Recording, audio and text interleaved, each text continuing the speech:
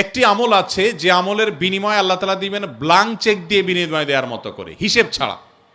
একটি মাত্র আমল আছে, আর কোনো আমল নাই। যে আমল সম্পর্কে আল্লাহ রাব্বুল আলামিন কোরআনে কারিমে বলেছেন যে এই আমলটি করলে দুনিয়াতে কোনো কাজের বিনিময় যেরকম ব্ল্যাঙ্ক চেক দিয়ে দিলে আমরা মনে করি যে ফিগার তার মতো বসা নিতে পারবে, সবচাইতে বড় অ্যামাউন্টটা সে বসাতে পারবে, ঠিক একইভাবে একটি আমল করলে কিয়ামতের ময়দানে বান্দাকে আল্লাহ তাআলা হিসেব করে করে কয় ওয়াক্ত নামাজ পড়েছ, কয়টা রোজা রেখেছ, কয় টাকা দান করেছ, কয়বার কোরআন তেলাওয়াত করেছ, কয়বার তাসবিহ করেছ, এভাবে হিসেব করে করে আল্লাহ তাআলা দিবেন না। আল্লাহ তাআলা থোক ব্ল্যাঙ্ক চেকের মতো হিসেব ছাড়া দিয়ে দিবেন একটা আমলের বিনিময়ে। সে আমলটা কি? কোরআনে কারিমে আল্লাহ বলেছেন ইন্নামা ইউওয়াফাস সাবিরুনা আজরাহুম বিগাইরি হিসাব। যারা তাদের জীবনে ধৈর্যশীল হিসেবে নিজেদেরকে প্রমাণ করতে পেরেছে।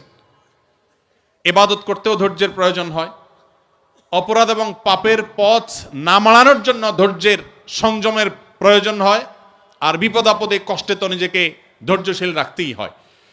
এই ধৈর্য যদি কেউ ধরতে পারে, নবী কোরআনে কারিমে আল্লাহ তাআলা বলেছেন ইন্নামা ইউওয়াফাস সাবিরুনা আজরাহুম বিগাইরি হিসাব। ধৈর্যশীলদের বিনিময় আল্লাহ তাআলা দিবেন হিসেব ছাড়া, ব্ল্যাঙ্ক চেকের মতো।